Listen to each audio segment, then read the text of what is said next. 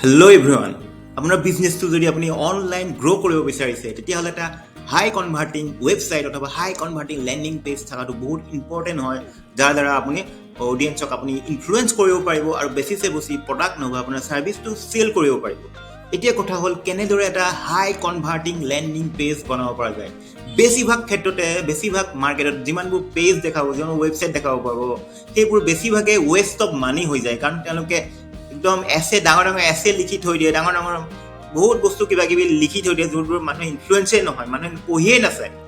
ইনফ্লুৱেঞ্চেই নহয় যাতে একশ্যন নলয়। গতিকে গোটেই যিবোৰ ট্ৰেফিক পঠায় তাতে মানুহ আহিলে পেজত আৰু সেইকোনো কোনো একশ্যন নল'লে গতিকে গোটেইখিনি আপোনাৰ লছ হৈ যায়। গতিকে এটা হাই কনভাৰ্টিং লেণ্ডিং পেজ ক্ৰিয়েট কৰাটো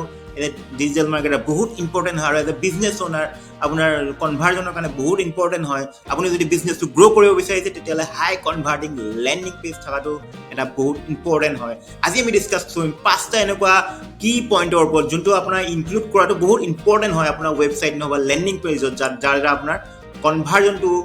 স্কাই ৰকেট হৈ যাব, বুষ্ট কৰিব, এক্সপানশ্যন হৈ যাব, যে মানুহ যিমান আহে তাৰ একশ্যন লোৱাৰ পৰিমাণটো বহুত বাঢ়ি যাব। গতিকে এই 5টা কি পইণ্টৰ ওপৰত আপুনি ইনক্লুড কৰিব লাগিব আপোনাৰ ৱেবছাইটত। গতিকে ভিডিঅ'টো আপুনি লাষ্টলৈকে চাই থাকিব যদি আপুনি জানিব বিচাৰে। হেল্ল' এভৰিৱান, মোৰ নাম ৰূপম শৰ্মা, মই এজন ডিজিটেল মাৰ্কেটাৰ আৰু চেলছ ফানেল এক্সপাৰ্ট। মই মোৰ দেন 5 yearsৰ পৰা বিজনেছবোৰক হেল্প কৰোঁ লিড জেনেৰেশ্যন কৰাত, অনলাইন লিড জেনেৰেশ্যন কৰাত আৰু চেল ইনক্ৰিজ কৰাত। প্ৰথমটো কি পইণ্ট হ'ল যিকোনো এটা ৱেবছাইটত, সেইটো হৈছে হেডাৰ ছেকশ্যনটো হৈছে আপোনাৰ ৱেবছাইটৰ প্ৰথমটো যেতিয়া স্ক্ৰল কৰাৰ আগত যোনটো প্ৰথমখিনি আহে সেইখিনি হেডাৰ বুলি কয়। আৰু হেডাৰত হেডলাইন আৰু ছাব হেডলাইনত এইখিনি কথা জানিব লাগিব যে আপোনাৰ অফাৰটো কি, আপোনাৰ কি অফাৰ দিছে, আপুনি মানুহজনে কোনো কথা মাথাটো নলগোৱাকৈ গম পাব লাগিব, চিম্পলি গম পাব লাগিব আপোনাৰ অফাৰটো কি আৰু সেই আপোনাৰ প্ৰডাক্টটো ল'লে তেওঁৰ কি লাভ হ'ব সেই কথাটো গম পাব লাগিব। চিম্পল আৰু ক্লিয়াৰ হ'ব লাগিব, কোনো ক্লেভাৰ নাই, কোনো কমপ্লিকেশ্যন নাই, চিম্পল। বেনিফিটটো গম পাব লাগিব, আপোনাৰ বেনিফিটটো কি আৰু আপুনি কি দি আছে, প্ৰডাক্টটো কি কিহৰ ওপৰত সেই কথাটো গম পাব লাগিব হেডাৰত। ফৰ এক্সাম্পল হেডলাইনত আহি গ'ল, এটা মই এক্সাম্পল দিছোঁ, become a photographer everyone is jealous of. এটা ফটোগ্ৰাফী টিউশ্যন দিয়া এটা ৱেবছাইটৰ এটা হেডলাইন দিছোঁ, এইটো become a photographer everyone is jealous of. অৰ্থাৎ আপোনাৰ যদি তাতে ৱেবছাইটত গ'লে আপুনি যদি এনৰোল কৰে আপুনি বেটাৰ ফটোগ্ৰাফাৰ হ'ব, এইটো কথা কৈছে হেডলাইনত। ছাব হেডলাইন কৈছে join over 10,000 student who are becoming a better photographer. Crystal clear আপোনাৰ বেনিফিটটো কৈছে আৰু এটা টেষ্টিমনিয়েল টাইপ আপোনাৰ অথৰিটি দেখাইছে 10,000+ ষ্টুডেণ্ট। গতিকে আপোনাৰ হেডলাইন আৰু ছাব হেডলাইনত ক্ৰিষ্টেল ক্লিয়াৰ আপোনাৰ অফাৰটো আপোনাৰ কি বেনিফিট হ'ব সেইটো কথা মানুহজনে গম পাব লাগিব, কোনো ব্ৰেইন নলগোৱাকৈ উইদিন 5 ছেকেণ্ডৰ ভিতৰত, তেতিয়াহে আপোনাৰ কনভাৰ্জন হ'ব। যদি কমপ্লিকেটেড কৰি দিয়ে প্ৰডাক্টটো মানুহে নল'ব, যিমানে কমপ্লিকেশ্যন কৰিব সিমানে আপোনাৰ কনভাৰ্জন কমি যাব।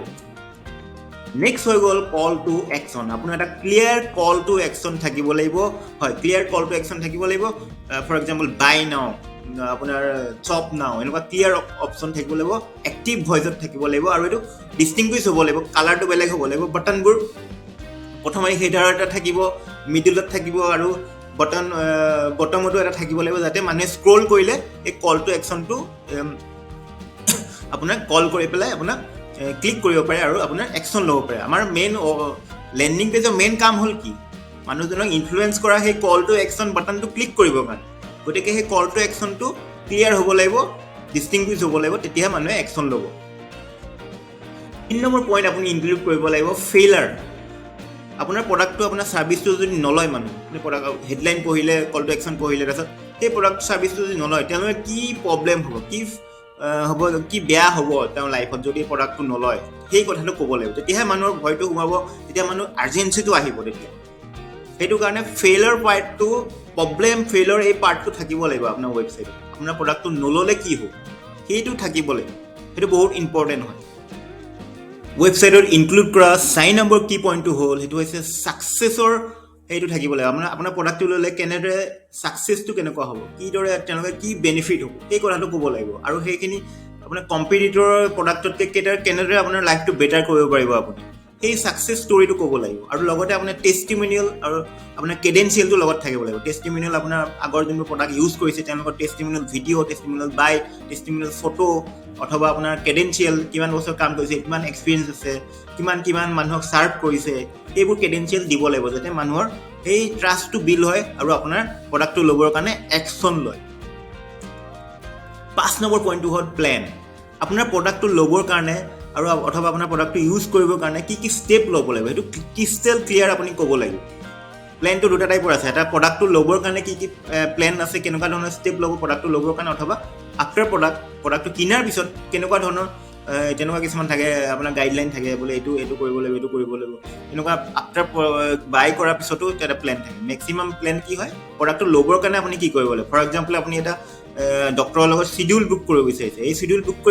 কৰিবৰ কাৰণে কি কৰিব লাগিব সেইটো ক্ৰিষ্টেল ক্লিয়াৰ যেতিয়া আপুনি কৈ দিব তেতিয়া বহুত ডাউট নিজে ডাউট কমি যায় যেতিয়া আপুনি সেই সাধাৰণ কথাটো নক'ব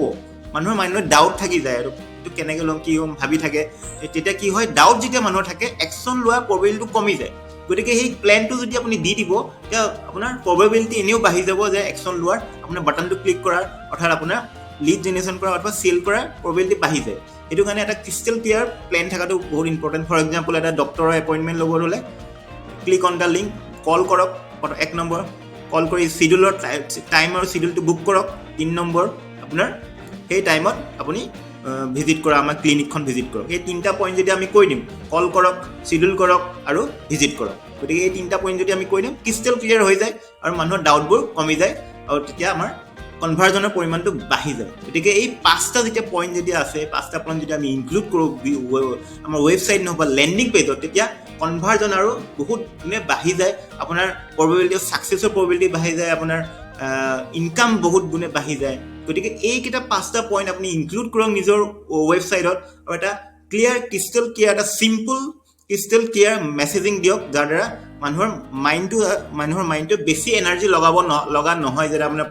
ৱেবছাইটত গৈ পেলাই যদি বহুত মাথা মাৰিব লগা হয় তেতিয়াহ'লে মানুহৰ এনাৰ্জিটো লষ্ট হয় আৰু তেতিয়া মানুহে একশ্যন ল'ব গতিকে চিম্পল